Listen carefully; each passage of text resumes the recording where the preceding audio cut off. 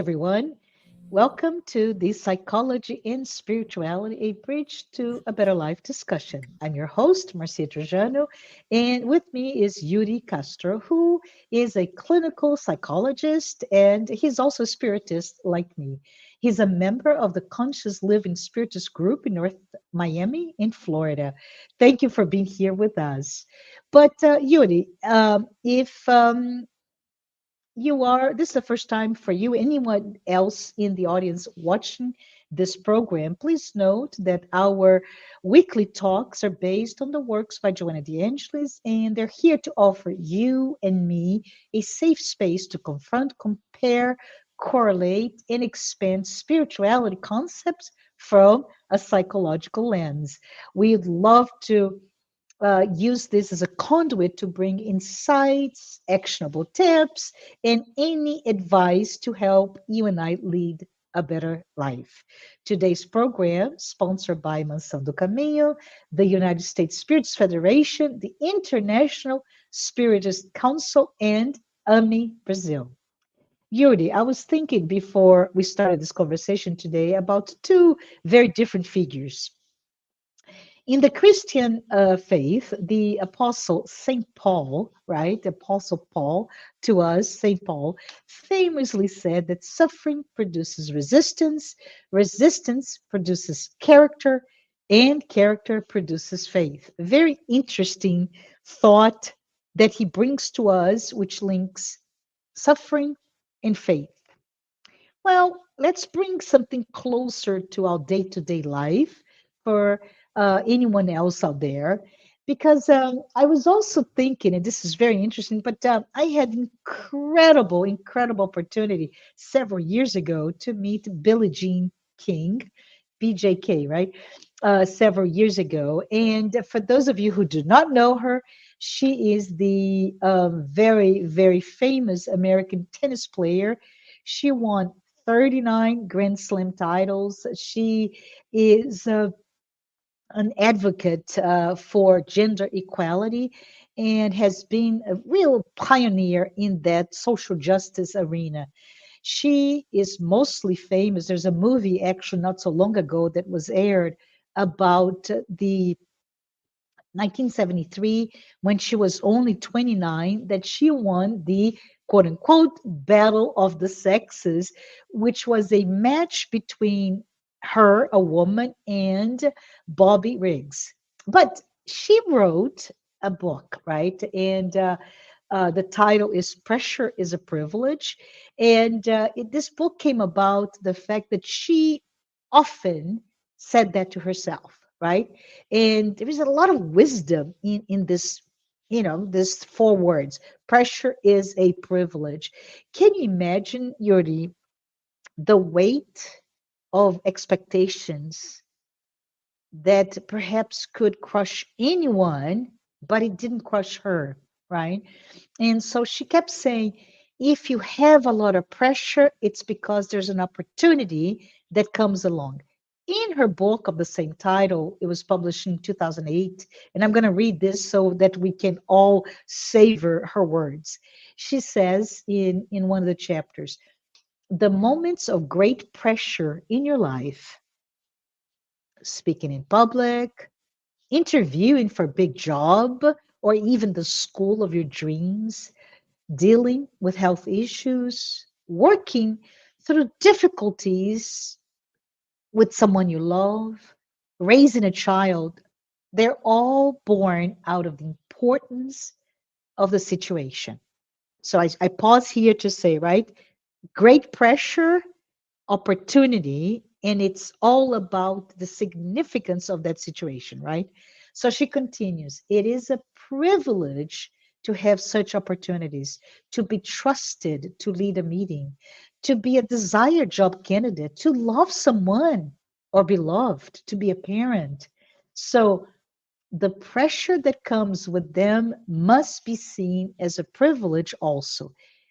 And she finishes, Yuri, which is to me quite really words that help me dealing with something that I am going through at this very moment. If you can see it that way, you can handle almost anything with calm and grace. So, with St. Paul and Billie Jean King in mind, I was hoping, Yuri, we could perhaps talk about that internal turmoil that we go through, be it through external expectation, be it through all that emotional undercurrents that we're bringing. What can we say about the topic suffering?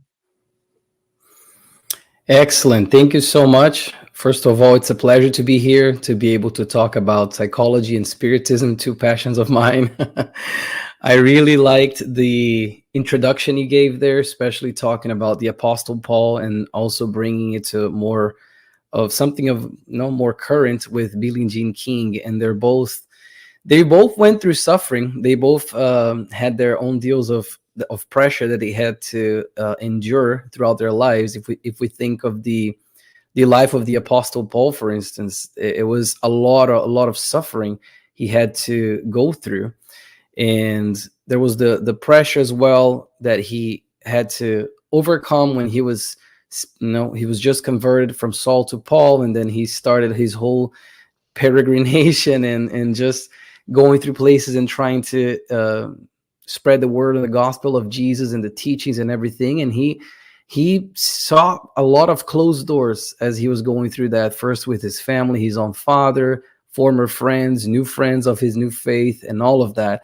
All of that created that pressure, and certainly he suffered so much, but he used all of that to build exactly what you said, that I didn't know about that, but it was great, about suffering bringing resistance, and then that creates character, and then creates faith. It's almost, if we think of from a more psychological standpoint, perhaps we can see it through the lens of like steps, one thing leading to the other. And Paul, his whole life was that, and it was incredible, some of the things that he's done, that he says, whenever he was in great suffering, or even when he was being beat up, when he was in jail, when he was like in prison and everything, he would still say, wow, his view was incredible. He'd say, Jesus thought that I was worthy of this challenge. And that, I think, makes a great bridge to what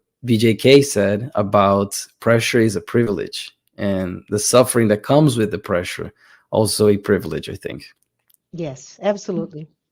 I think we can start frame our mind perhaps in the question of what causes suffering. Is suffering, and some people would say that, right? Suffering is inevitable. Is it? Is it because there's a difference between pain and suffering, right? Yes. What can we talk about the difference, and leading to the fact that what is the subject, for example, for you as a clinical psychologist? Yeah. What do you deal with on a day-to-day basis, perhaps, and that how can you enlighten us with the discussion about suffering? Yes.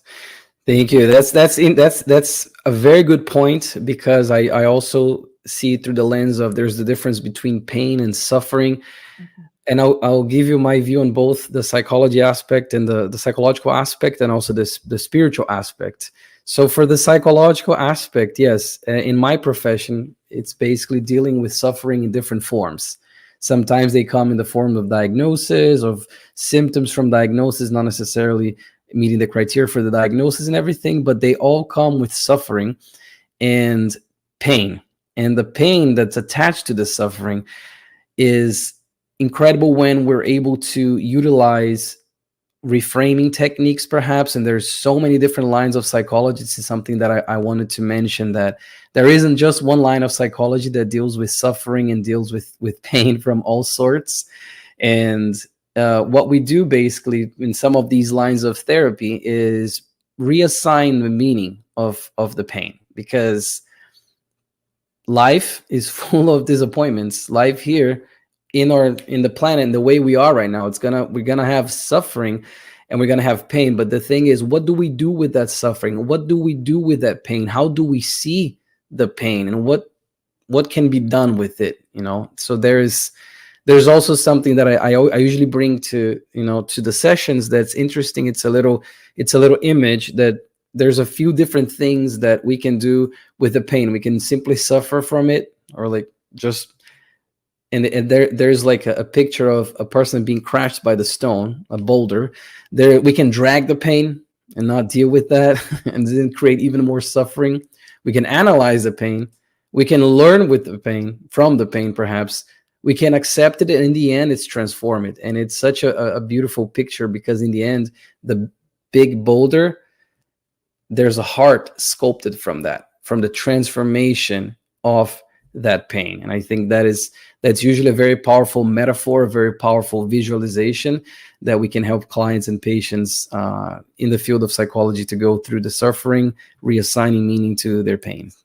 Yeah, you remind me actually, Yuri, of someone that I just absolutely am a fan, Viktor Frankl, right? Hmm. So if those of you who are here with us do not know what Viktor Frankl is, he is a Austrian, right, neurologist and psychologist, as well as a Holocaust survivor.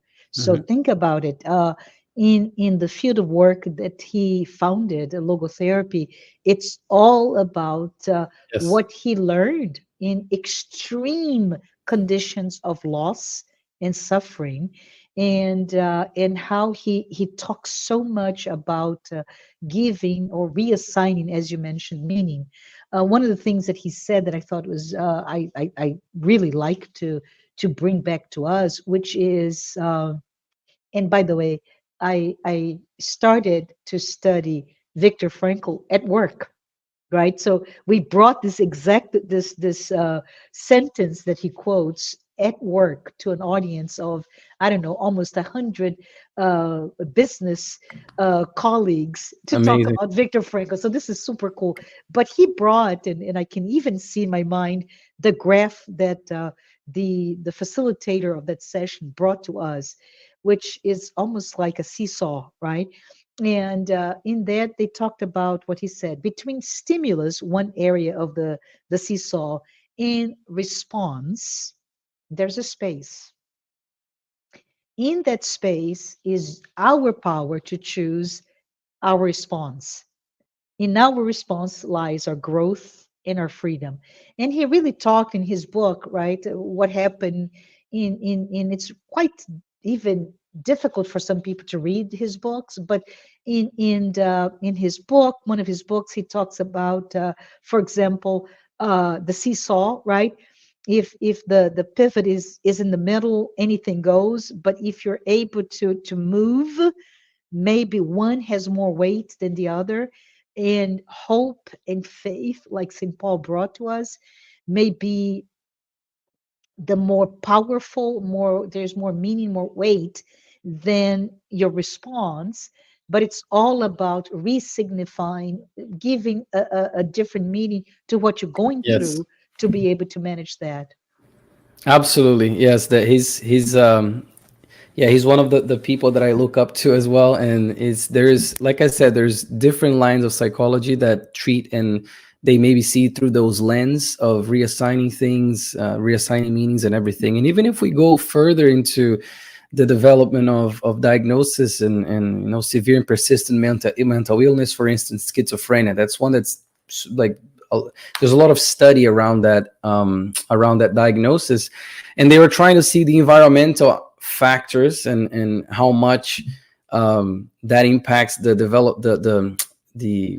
genesis, the onset of a diagnosis such as schizophrenia. So what they did, they usually do studies with twins, and which are, the twins that are genetically equal. So they go and they study those twins both when they live apart and also when they live together. And sometimes they see 48% correlation rate between if one twin has developed schizophrenia and the other doesn't in a traumatic environment, because it is a diathesis stress diagnosis, which means you need an environmental trigger to create the onset of the condition. But it's interesting to see how can two people be biologically 100% genetically the same, yet they develop, and they go through the same thing as well. So they're biologically the same. They go through the same environment, same traumatizing environment oftentimes. Why does one develop and the other doesn't?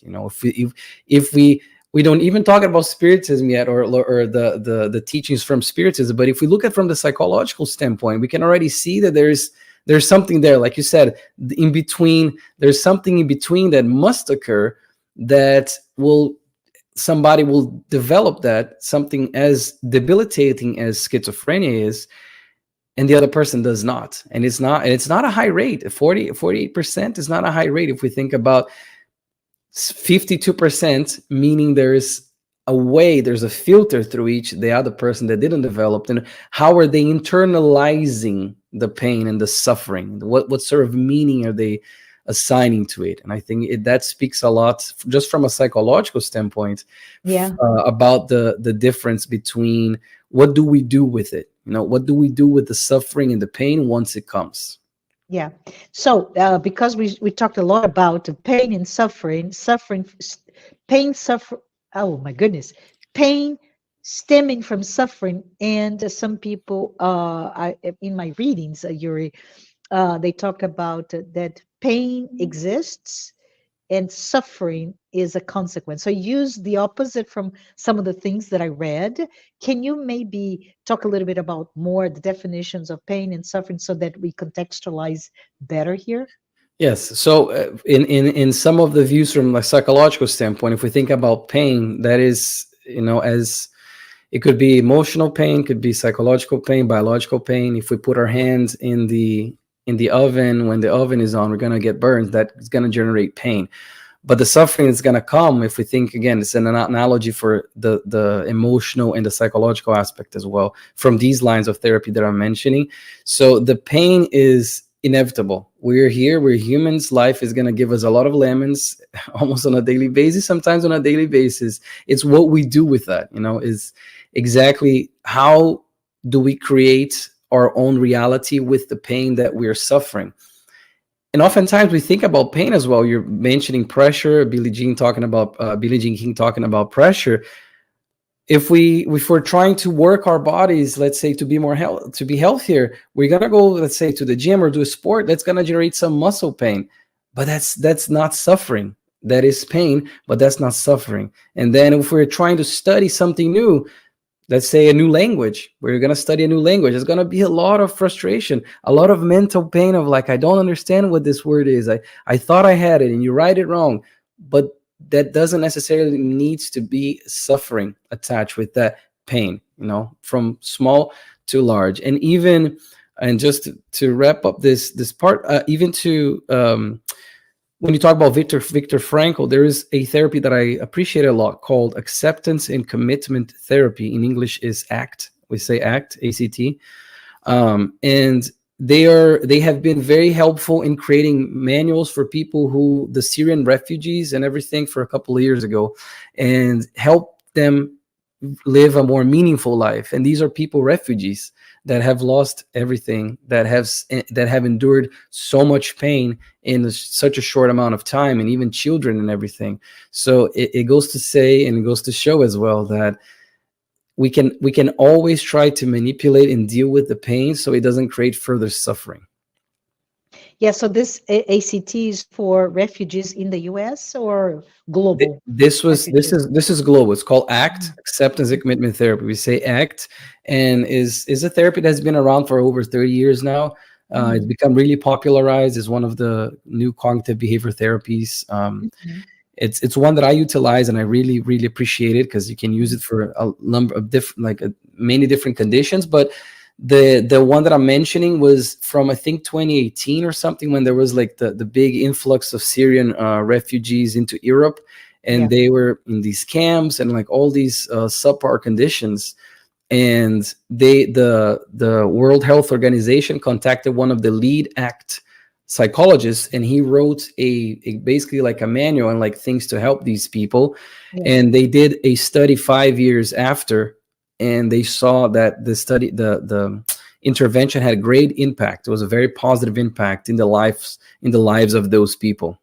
Yeah, and I think it's important because you mentioned, as a clinical psychologist, you deal with a lot of people with, say, traumatic, right, post-traumatic disorder, and I would imagine refugees is a case in that you would see a large percentage of those individuals that are impacted having some PTSD, right? From that perspective, can we pivot maybe, Yuri, into a more spiritual view Yeah. of suffering, right?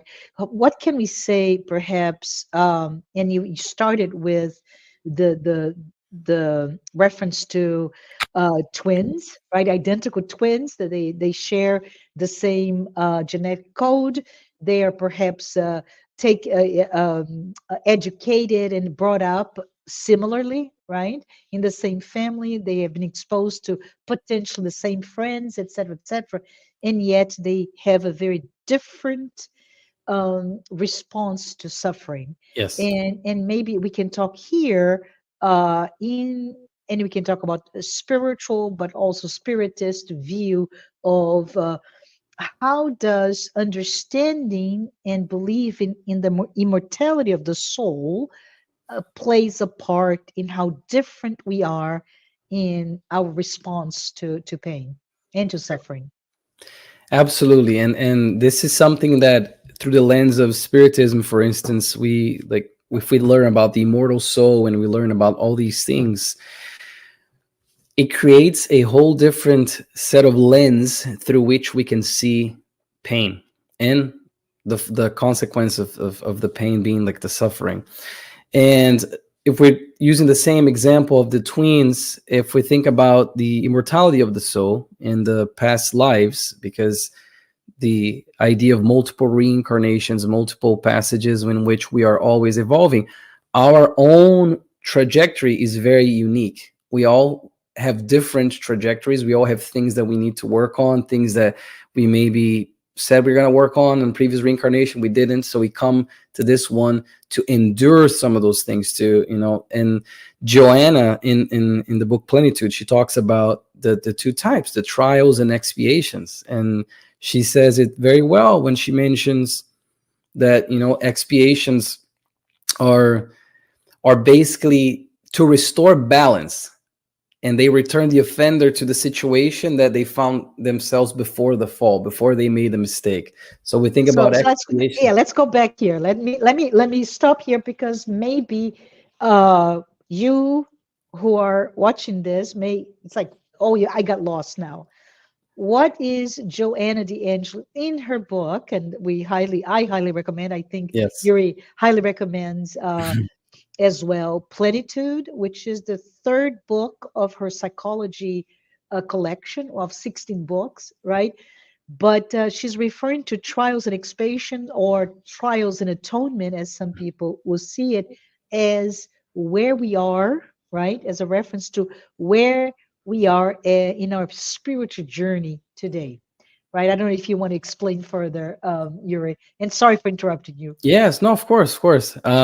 Yes, exactly where we are in our journey today, like from because we all have the spark from the love of God. We're all immortal beings and divine creatures, but we're still evolving spiritually to get to the point of a Christ or a spirit like that. So, in the idea that she's talking about trials and atonements or trials and expiations, is basically to talk about the origins of suffering. Why do we humans in this point in time we suffer? And she's saying the two origins of that is trials. We either suffer because of trials or expiations or atonements. And I already mentioned atonements as being to restore the balance. And the trials are things that these experiences that we undertake, and they could be proposed or helped by the mentors or the spiritual guides before we come to planet Earth to reincarnate, and they all help us grow. That's the bottom line. They all help us grow. Some through restoring the balance, others through undertaking new challenges, so we can grow as spiritual beings, as immortal spiritual beings. That's awesome. That's awesome for us to understand, right?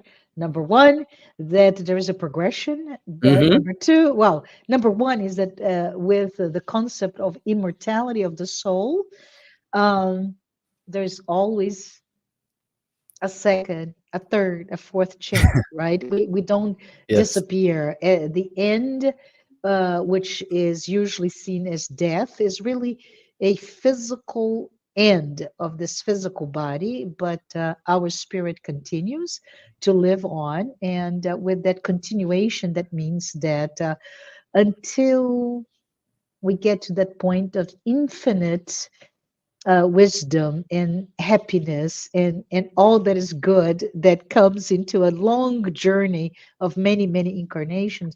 We are here learning, and it's almost like a trial and error.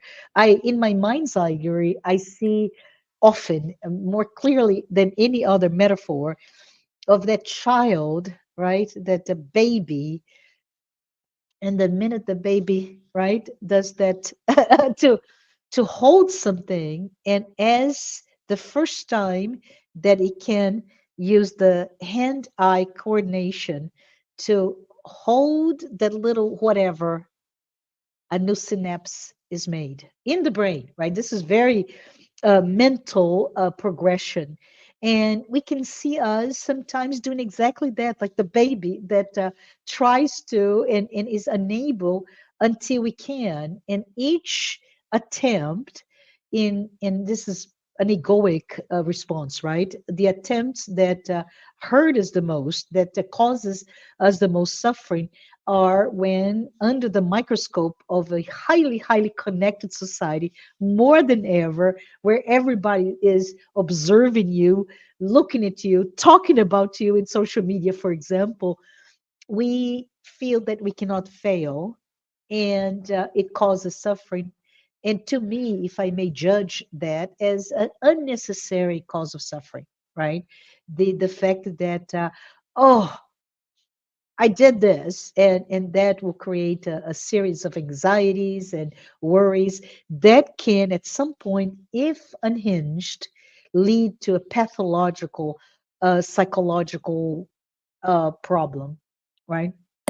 Absolutely, and I love the fact that you brought the neuropsychological aspect to this as well. The Mhm.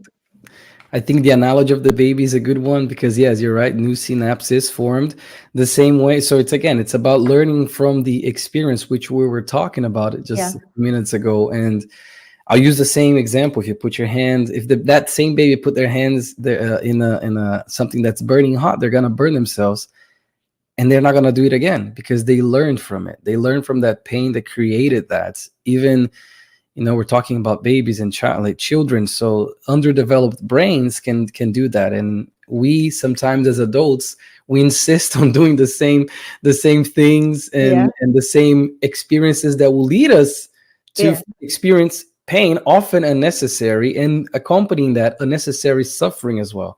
yeah, And it's amazing because the spiritual side of it, I think, brings this whole new set of lens, as I said, that is just amazing because it gives a lot of hope. If we think that that's the biggest thing to me, if we think that we are immortal beings and we know that we've had previous reincarnations, we're going to have more ahead of us, yeah, that's great because every new one, we're going to try to be a better version of ourselves. With every new day, learning from the experiences, we try to be better versions of ourselves and to fulfill our goals that we set out before reincarnating, perhaps with our trials and restoring the balance through atonement and all those things. So I think the the spiritual aspect of this is great, and then there's the other key player here that I think we can talk about, which is free will. And I think, what do you think of free let's will? do it. Let's do it, right? So, because and this is very interesting. In I'm just thinking, right? We come from a very selfish, self-centered baby, if you will, immature being, psychologically speaking. That is, I am the center of the world. To become less and less Hmm. that, in as an individual in our long journey toward individuation, we are also become aware of our part, our, let's say, how accountable, how responsible we are as a key player to the whole, right? So we impact we impact the whole, and by whole I'm talking about the collective, and we are impacted by the collective. Joanna, in a different book, Yuri, she talks about if we can see ourselves as the wave in the ocean. I love it, right? I like that. Yeah. Right. So being the wave in the ocean, we are part of the ocean, but Hmm. the ocean is not the wave, right? the Excellent. the whole is not me, but I am part of the whole, and I impact the whole. And she goes into this interesting discussion in a different book, The Integral Human Being, by the way. Hmm. She goes into that idea that we are now in a position, and I love to think that the 20 plus years of continued technological advances that comes from internet, and not just Hmm. internet is older than that, but the social media that has become a phenomenon so strong that actually is intrusive in everyday life, right? Hmm. We this little something here, this little tiny mobile device brings social media as a form to communicate and contact and connect us as ubiquitous as possible. So Hmm. I am connected to you, Yuri. You're Hmm. connected to me, and we may not ever have had the chance to meet face to face, right? Hmm. But there are touch points, they're this. And what is interesting, back to your free will question, so this is a little bit a curvilinear instead of a straight line to answer that. But what she says is, in this hyper connected world, we are no longer able to distance ourselves from the suffering of the other, right? So so she says this because it's really driving, and this is a very optimistic view of the worst in humankind, but it pushes us to a response that is not pity, or even, right, from pity goes to empathy, meaning I feel your pain, to actual compassion, which Hmm. is a very engaged, active participation in the pain of the collective. Hmm. And from that perspective, she says, yes, this is great, but like the wave in the ocean, you can say, I'm part of the ocean. I see this pain, but I still have free will. I still have the free will not to participate, and it's very interesting because that poses a whole different question. There's so many different areas of conflict today. If we just say go to right to United Nations and site and say how many areas of conflict, and boom, you have between wars and other civil unrests, etc. And this is public areas of conflict. We can talk about the conflicts that I have with my neighbor, the conflicts that Hmm. I have with my manager, with my Yeah. children, the conflicts that I have with myself, right? Yeah. And it's just very interesting. Despite all of those conflicts, now it is the time, and she speaks toward the psychological maturity, right? Now it is the time for us to say, I can no longer live indifferent to those conflicts. I have an active role in do something about it. And so it's very interesting. While we have free will, we are with our maturity, spiritual, psychological, etc., we're called upon now to have an active response to suffering. Love that. I love the idea of being and having this active response. The analogy of the wave in the ocean is amazing. Another inspired analogy that she creates, because even if we think about it, she didn't say a wave in the beach. She used the ocean. And I love that, the vastness of the ocean, and thinking that we are waves that are part of this ocean that has a lot of other waves. So it brings, I think, a sense of belonging, a sense of interconnectivity with the other people, the other spirits be in the planet right now. And that creates, like you're saying, almost, again, we're talking about stages again, about the compassion being the last one, where we see so much suffering. The planet Earth, as it is, as it's transitioning and everything, as we study and we learn about that, is rife with suffering. There's a lot of suffering, and it's part of the evolutionary purpose that it's achieving. And we have this suffering too, but we cannot just be passive observers nowadays, with the world being more connected than ever. And you're mentioning social media. If we think about the technological advancements of the last 50 years, it's more than the last 1500 years before, if we think about the impact and everything. So everything is growing and changing very, very, very quick. And then it creates this pressure. And in the end, it's about what we do with our time, the free will, again, coming in here. What am I doing with my time? What am I doing with this precious time that I have on this planet, in this reincarnation, in this exact environment that I am supposed to be, that I chose to be in? So the idea of, Joanna says, we are the authors, of our own destiny, which is great.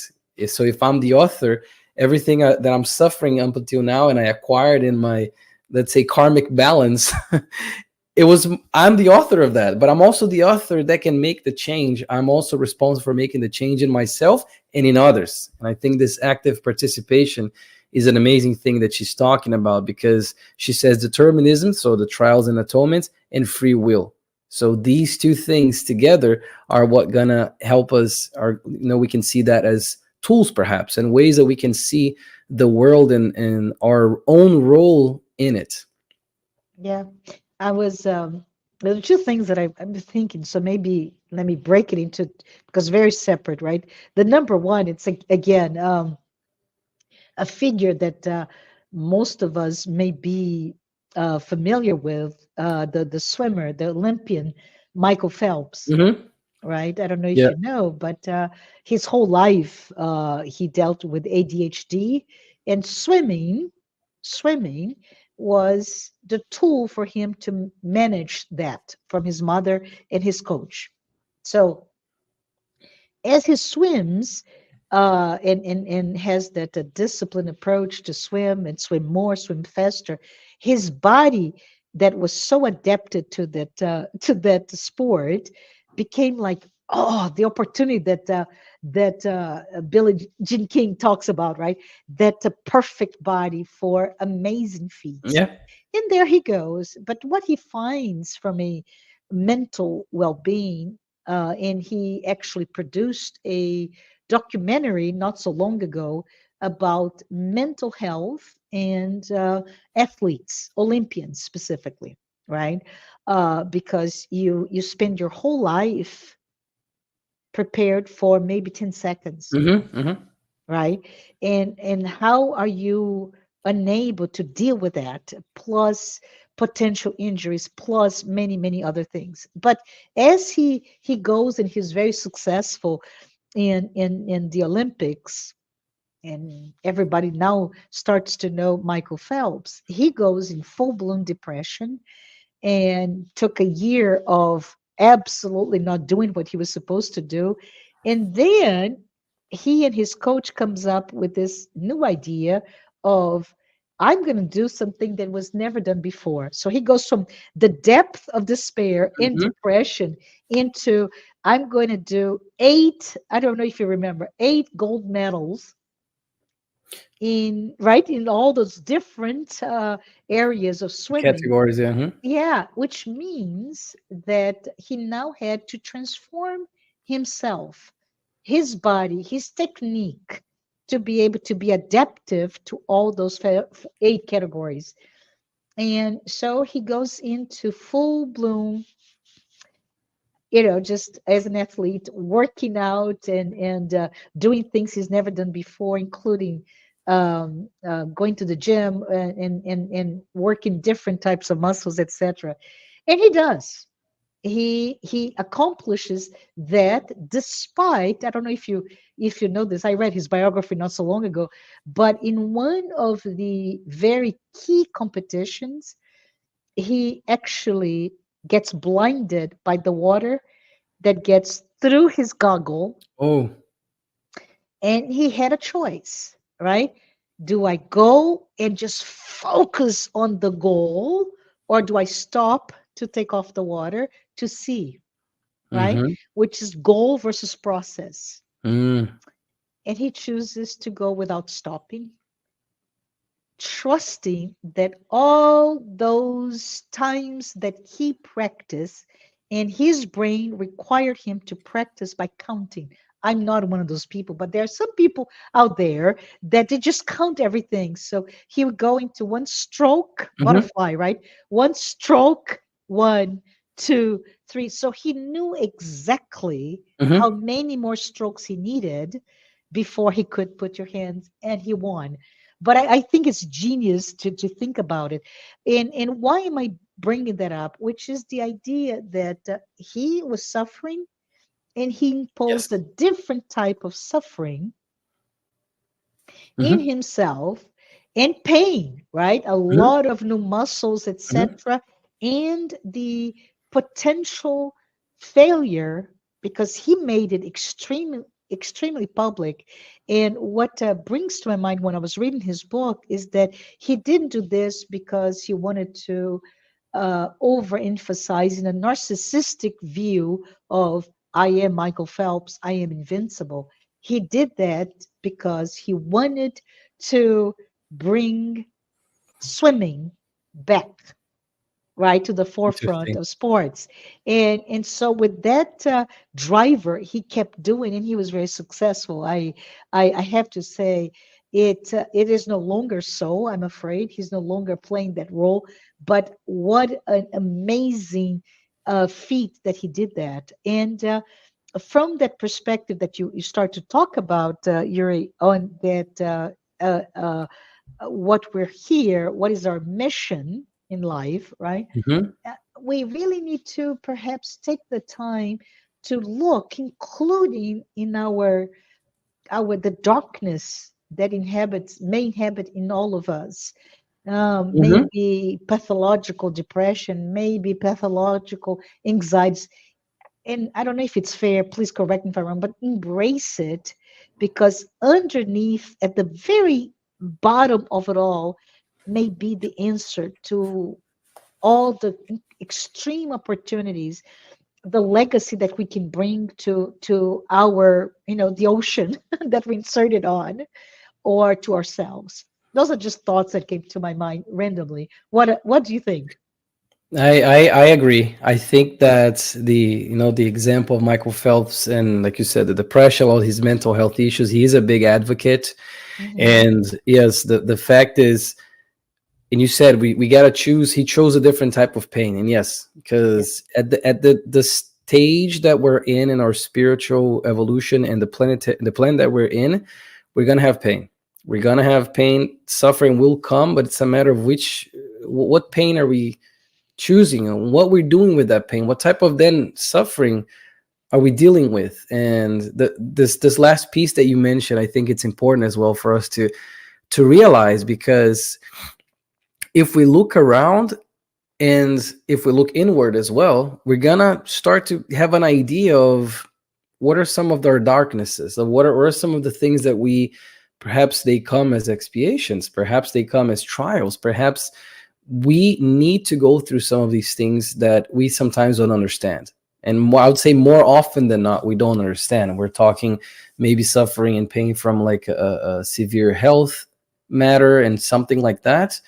Oftentimes those things are what pushes us, what drives us in the right path, as if we are like, imagine we're deviating from our path and like somebody or something like nudges us and we stumble a little bit, but we go back to the right path. I think a lot of the times this redirection is very important, because we don't have a full recollection of all the things that we set out to do, or all of our objectives and our mission. But we can have a very, very good idea, I think, if we look around where we are and what we are. What are some of my flaws still? What are some of the things that, I need to work on? And what are some of the things that I bring to the table?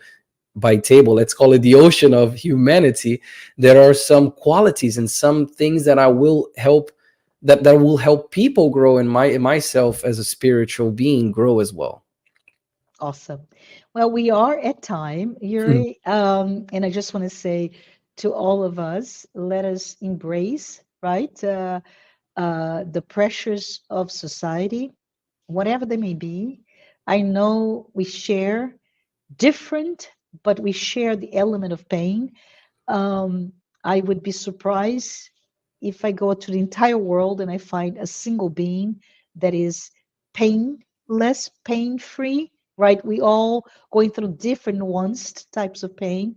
Let us be kind to ourselves. Let us be Hmm. kind to each other and understand that maybe something that is very painful to the other, I have already overcome. Therefore, it's Yes. not something that I have to deal with, but I have to respect that that person, the other that we're seeing, may not have overcome that as of yet. Any final words, Yuri, to us here? It was a pleasure doing this today, this talk. And I want to, for people who are watching or people who are listening to us, I just want to say that we we have gone a long way already, and we still have a long way to go. But the thing is, we're marching forward and understanding these things, and having, especially like I said, the lens of spiritism can help us make make the difference within ourselves and to the society as well. So we can always grow, we can always learn from pain, like you said, embracing the darkness and growing from that. Absolutely. With that, I want to say thank you, everybody. I appreciate you being here with us. As I mentioned in the beginning, put your feedback, your questions, your thoughts about the subject, and I'll see you next week. Bye, everyone. Right.